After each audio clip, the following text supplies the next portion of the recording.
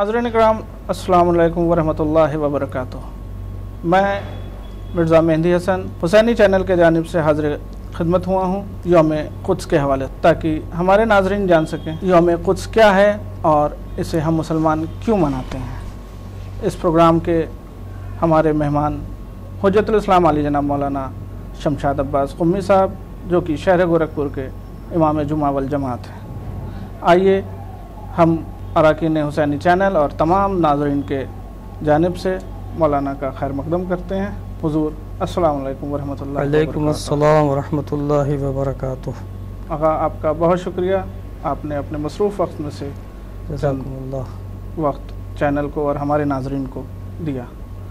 आगा, इस प्रोग्राम के हवाले से हम जानना चाहते हैं कि ये जो क़ुद्स है ये क्या है और ये तमाम दुनिया में मुसलमान ये एहतजाज और इसको क्यों मनाते हैं। औज़ु बिल्लाहि मिनश शैतानिर रजीम, बिस्मिल्लाहिर रहमानिर रहीम।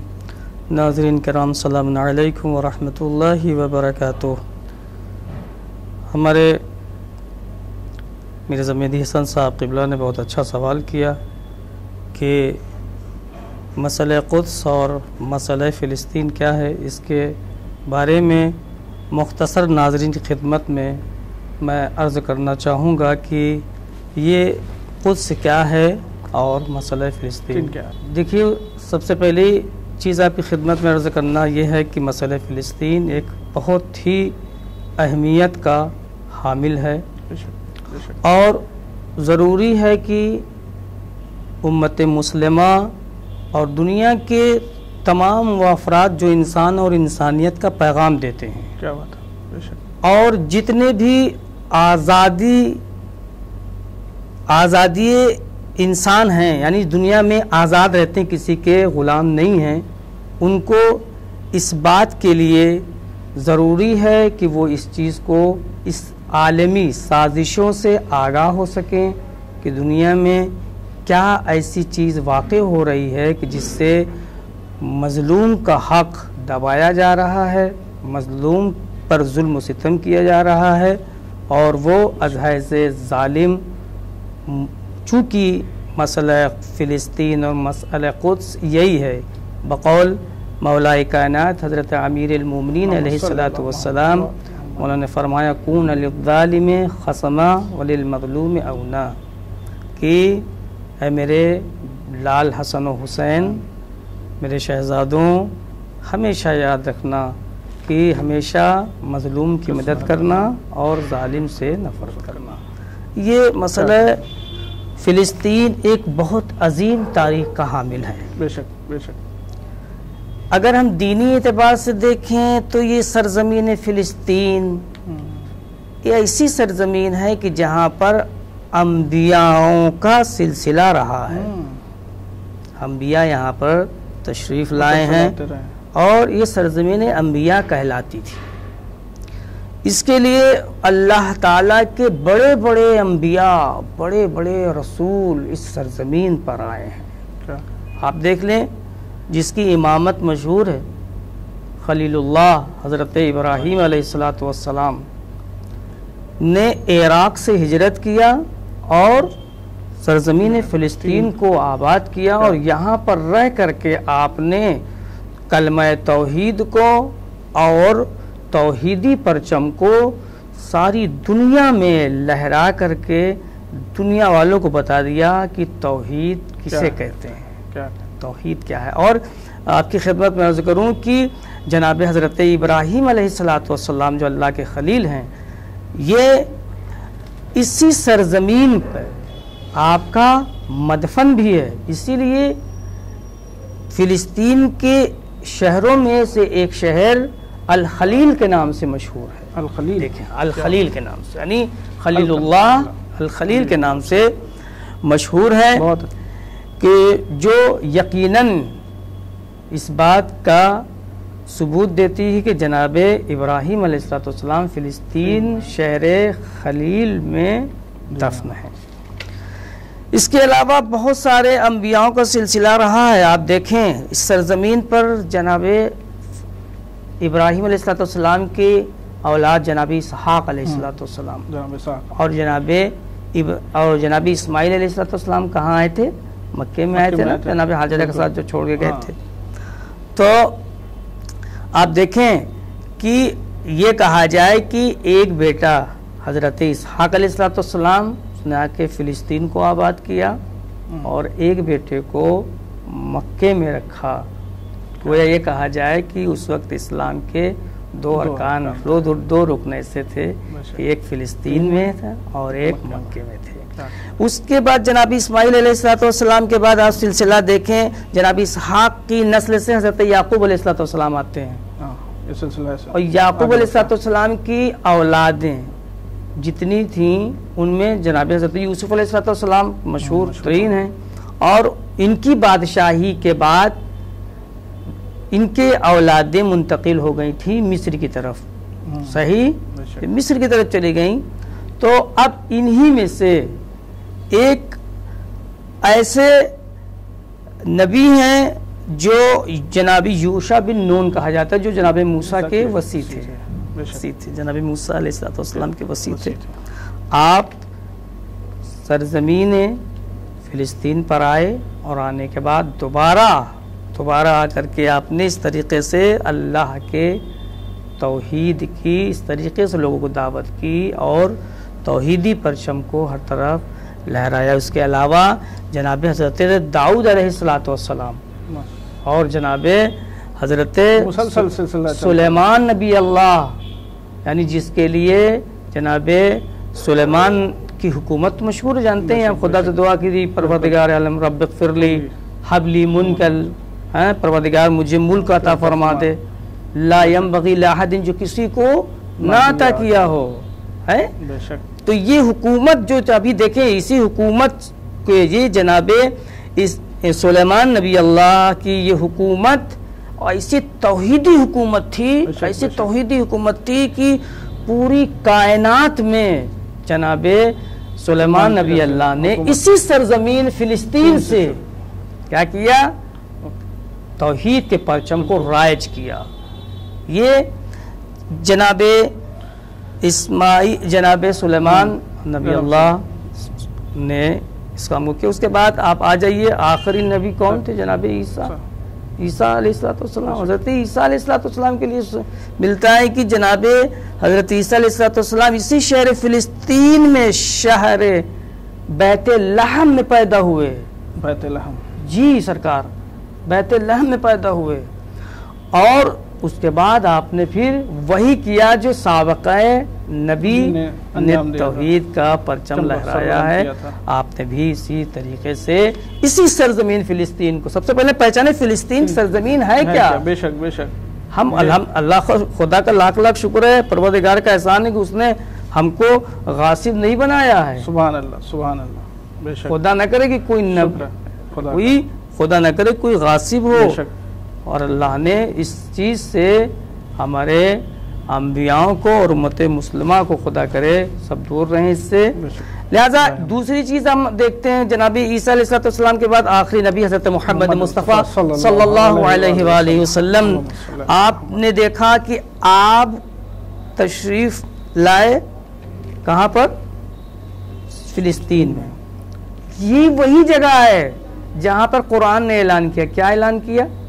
سبحان الذی اسری بعبدہ لیلا من المسجد الحرام الی المسجد الاقصی الذی بارکناہ حولہ۔ توجہ فرمایا آپ نے، دیکھیے یہ وہی جگہ ہے، یہ فلسطین وہی سرزمین ہے جہاں پر حضور گرامی حضرت محمد مصطفیٰ صلی اللہ علیہ وآلہ وسلم کو معراج ہوئی۔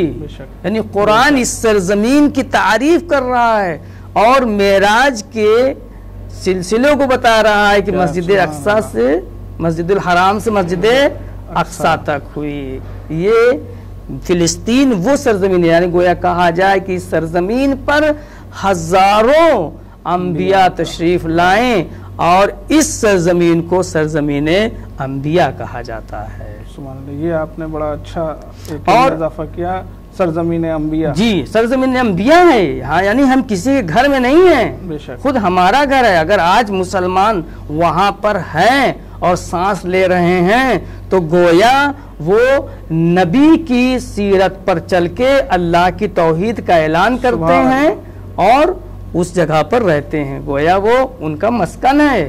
تیسری چیز دیکھیں آپ کہ اللہ نے اس سرزمین فلسطین کو قبلہ اول بنایا ہے، بے شک بے شک، بنایا ہے نہیں بنایا، بے شک، قبلہ اول بنایا ہے، اور تمام مسلمانوں نے حضور گرامی حضرت محمد مصطفیٰ صلی اللہ علیہ وآلہ وسلم کی مشایعت میں نماز ادا کی ہے، بیت المقدس کی طرف کی ہے نہیں کی ہے، بے شک، وہ تو جب حکم آیا خانہ کعبہ کا تب ادھر آپ نے رخ کیا ہے، صحیح ہے جی۔ بے شک، تو لہٰذا یہ وہ سرزمین ہے جہاں پر انبیاءوں کا سلسلہ رہا ہے۔ اس سرزمین فلسطین کو کیا بولتے ہیں؟ سرزمین انبیاء کہتے ہیں۔ سبحان اللہ، بہت ہی خوبصورت انداز سے مولانا نے اس سوال کو وضاحت کے ساتھ بہت کم وقت میں ہمارے ناظرین کو پیش کیا، اور اس سلسلے کو آگے بڑھاتے ہوئے ہم یہ جاننا چاہیں گے آغا کہ یہ سیونزم کیا ہے، یہ اس فکر کو دنیا میں رائج کرنے والے کون لوگ تھے اور ان سے ان کا کیا ہدف تھا؟ دیکھیے میں آپ کی خدمت میں عرض کروں کہ صہیونیزم یہ ہمارے درمیان بہت زیادہ رائج ہے، بچے بھی ہمارے سنتے ہیں، جوان بھی سنتے ہیں، بزرگ بھی سنتے ہیں کہ یہ کیا چیز ہے صہیونیزم۔ دیکھیے دراصل میں صہیونیزم جو ہے یہ ایک مرکب لفظ ہے، یعنی دو لفظ کو ملا کر کے بنایا گیا ہے۔ ایک ہے صہیو، دوسرا ہے ایزم، صحیح ہے ایزم۔ یہ ان کا رابطہ یہودی سے بہت زیادہ ملتا جلتا ہے، یعنی صہیونیزم یہودیزم، یعنی ان ایک دوسرے سے رابطہ قوی ہے۔ اچھا ابھی میں آپ کی خدمت میں عرض کروں گا کہ انہوں نے لفظ صہیونیزم کو کیوں اپنے لیے مخصوص کیا، خاص کیا، مختص کیا، خاص کیا اپنی طرف، کیوں مخصوص کیا؟ دیکھیے پہلے میں آپ کی خدمت میں عرض کر دوں کہ صہیونیزم کا مطلب کیا ہے۔ دیکھیے صہیو ایک الگ چیز ہے اور ایزم ایک الگ چیز ہے۔ صہیو کہتے ہیں کہ یہودی اس پہاڑ کو بولتے ہیں کہ جو بیت المقدس کے اندر قائم ہے اور جہاں پر جناب داؤد اور جناب سلیمان نبی اللہ کی قبر ہے، توجہ فرمائے آپ۔ اور ایزم کہتے ہیں آئیڈیالوجی کو، یعنی نظریے کو، صحیح ہے۔ تو یہ چیز ملا کر کے انہوں نے یہاں پر رکھا۔ اب میں آپ کی خدمت میں عرض کروں کہ اس کو کیوں چنا ان لوگوں نے، صہیونیزمی کو کیوں اختیار کیا، کیوں مختص کیا؟ کہتے ہیں کہ یہ چاہتے تھے کہ ہماری حکومت آئیڈیل حکومت ہو، نظریے کے مطابق حکومت ہو، اور انہوں نے اپنے کو منسوب کیا کس سے؟ جناب داؤد اور جناب سلیمان نبی اللہ سے۔ کیوں کہا؟ اس لیے کہ جناب سلیمان نبی اللہ کہ ہم ماننے والے ہیں، ہم انہی کی نسل سے ہیں، توجہ فرمائیے آپ، یعنی یہ قابل غور ہے کہ ان کا نظریہ ایسے نہیں کسی لفظ کو کوئی انسان کسی چیز کے لیے مختص کر دے، معین کر دے، ایسا نہیں ہوتا ہے، مگر ان کا ہدف کیا ہے، ایک منصوبے کے تحت اس سلسلے کو، جی جی جی جی جی، یعنی ایک منصوبہ تھا ان کا، منصوبہ سازی یہی تھی ان کی کہ چونکہ یہ اپنے سے برتر کسی کو نہیں جانتے تھے۔ کیوں نہیں جانتے تھے؟ کہ اس لیے کہ ہم جب جناب سلیمان نبی اللہ کے ماننے والے ہیں اور انہی کی نسل سے ہیں، تو اب چونکہ جناب سلیمان نبی اللہ نے پوری کائنات پر حکومت کی ہے، توجہ فرمائیے، یہ یہاں سے لیا گیا ہے، یہ یہاں سے لیا گیا ہے کہ پوری کائنات پہ، پوری دنیا پر جناب سلیمان نبی اللہ نے حکومت کی تھی، لہٰذا حکومت کا حق صرف ہمارا ہے، ہمارا ہے، یس۔ یعنی دوسرے جو ادیان پائے جاتے ہیں، دوسرے جو مذاہب اس دنیا میں ہیں، ان کا کوئی اختیار نہیں ہے، چونکہ سلمان پیغمبر کی حکومت، چونکہ میں ان کی نسل سے ہوں، لہٰذا اگر حکومت ہوگی تو صرف میری حکومت ہوگی، یعنی میں اس چیز کو، میری آئیڈیالوجی، یہ ازم کا جو جی مطلب ہوا وہ ہماری آئیڈیالوجی سے ہی چلیں آپ۔ جی جی جی جی۔ اس کے علاوہ دیکھیے آپ، ان کے اندر صفت یہ تھی کہ اصل میں در حقیقت یہ کہ تاریخ یہ کہتی ہے کہ چونکہ فلسطین کی سرزمین پہ، یعنی یہ تاریخ کہتی ہے کہ اس سرزمین پر اتھل پتھل بہت تھا، یعنی سیاسی اعتبار سے. ہاں یہ ہمارا اگلا جی ان کا ہدف کیا ہے، ان کا ٹارگٹ کیا ہے، اب پتہ چل رہا ہے کہ انہوں نے کہاں سے ایک حکومت، کیسے ان کے ذہن میں تصویر آئی ان کے ذہن میں فلسطین سے ہی کریں، جبکہ یہ بہت زیادہ فتین تھے یہودی، اتنے زیادہ فتین تھے کہ کوئی بھی قوم ان کو اپنے پاس رکھنے کو تیار نہیں ہوتی تھی، نہ کسی کو. ان کو وہی فتنہ فساد پھیلانا، یہ کرنا، اس لیے یہ منتشر تھے یہاں پر. اب کیا ہوا جناب علی، اب یہ ہوا کہ ایک شخص ہے جو پہلی مرتبہ ایک یہودی ہے جس کا نام جو ہے پیٹاول نومن تھا. اس نے لفظ حکومت کو پہلی مرتبہ کہا. اس کے بعد فوراً ایک ایسا شخص ہے جس کا نام تھیودور ہیرزل ہے. یہ بندہ اتنا فلسفی، اتنا مفکر انسان تھا اور اپنے قوم کا ہمدرد شخص تھا، یعنی اپنی قوم کے لیے جان تک دینے کو تیار تھا یہ شخص. یہ شخص نے کیا کیا، سن 1893 سے لے کر کے 1896 تک، یعنی گویا 4 سال اس نے کیا کیا، کام کیا. کہا کہ جتنے یہودی دنیا میں منتشر تھے، پھیلے ہوئے تھے، اکٹھا نہیں تھے، ان کو ایک جگہ اکٹھا کرنا شروع کیا. اور سب سے پہلی کانفرنس اس نے سوئٹزرلینڈ میں رکھی. وہاں پر اس نے جمع کیا سب کو، کہا کہ دیکھو اب بھاگنے کا وقت نہیں ہے، اب ایک ہونے کا وقت ہے، فتنہ فساد کرنے کا وقت نہیں ہے. دیکھیں ایسے سے لوگ تھے. تو یہاں پر آ کر کے ان لوگوں نے کیا کیا، ان کو جمع کیا. جمع کرنے کے بعد اب سن 1896 میں ایک کتاب لکھی. اس کتاب کا نام حکومت یہودی تھا.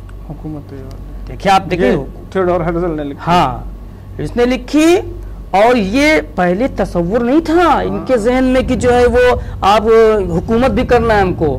کہتا ہے ایک ایسا شخص ہے کہ جو انسان کی فکروں کو موڑ دیتا ہے وہ شہنشاہ ہوتا ہے. وہ لیڈر کہتے ہیں نا کسی کو مچھلی مارنا سکھا دیجئے تو خود بخود مچھلی مارنے لگے گا، آپ کو ساتھ لے کے نہیں جانا. لہذا یہ تمام چیزیں وہ ہیں.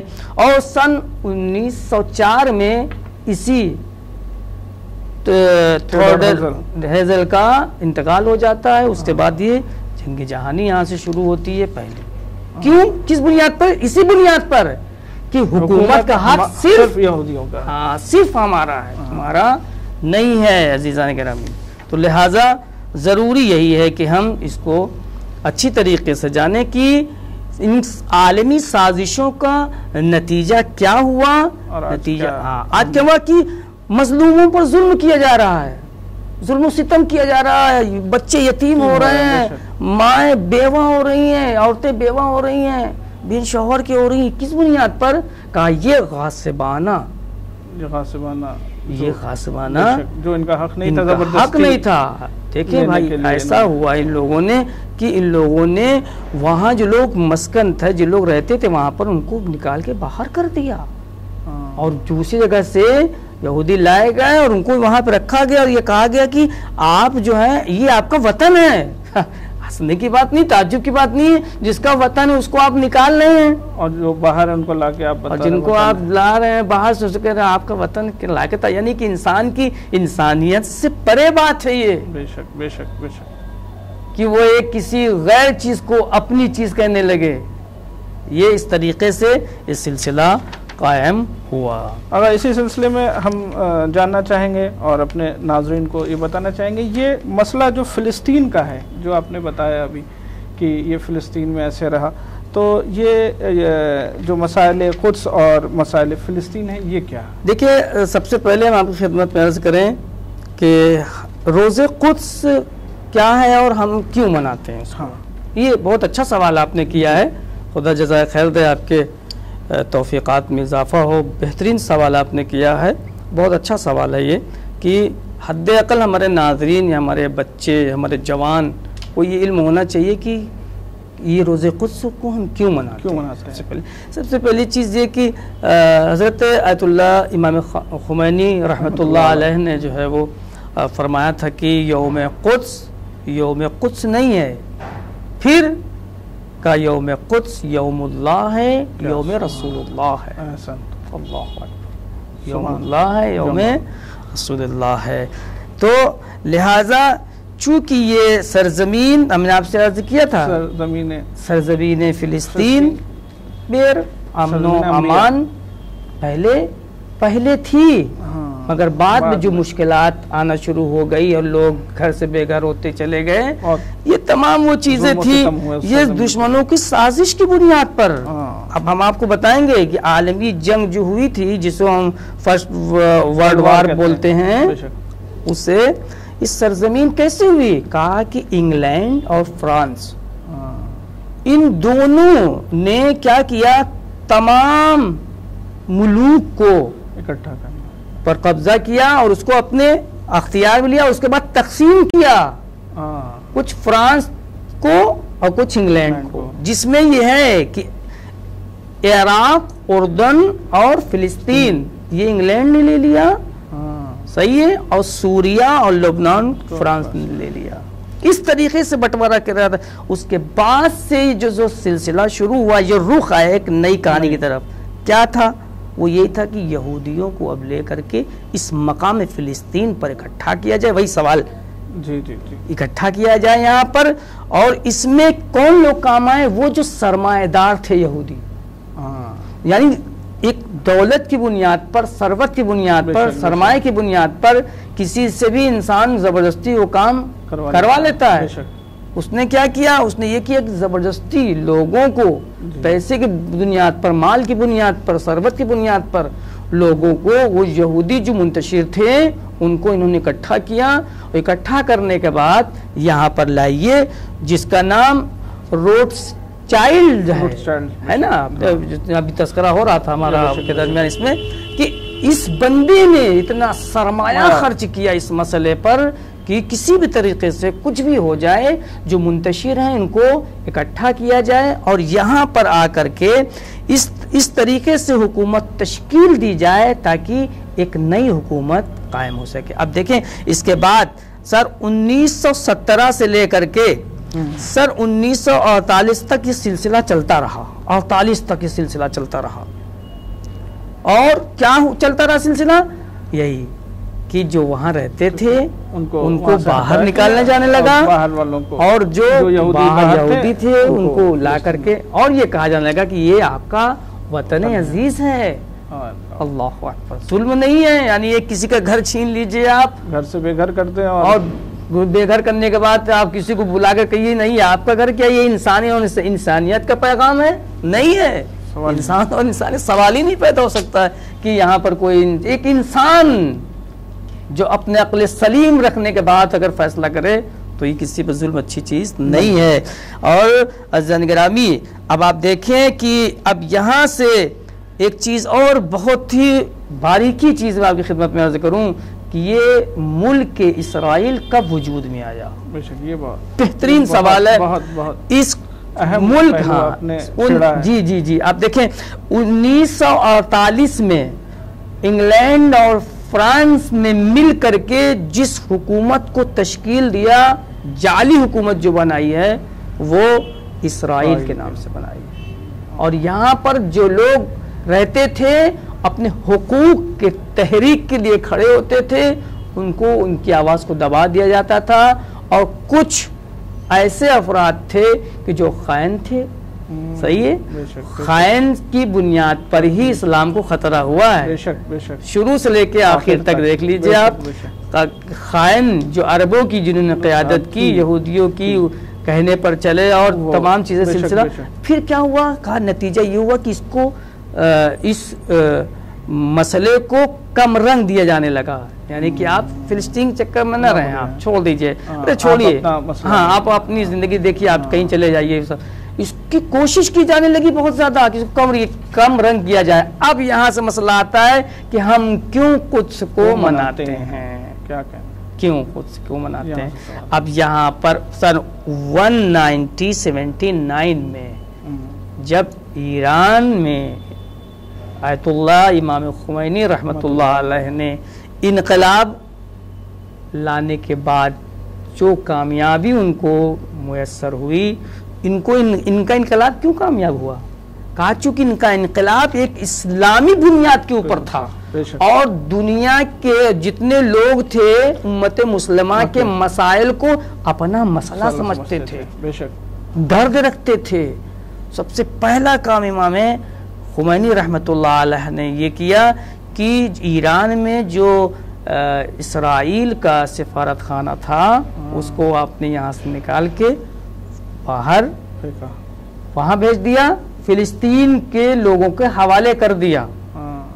امانت دیکھیں آپ، جس کی شخص ہوتا ہے وہ یہاں یہ ہو رہا تھا، جس کا تھا اس کو باہر کر دیا، یہاں پر جو امانت ہے وہ لوٹائی جا رہی ہے، امانت توجہ ہے نا۔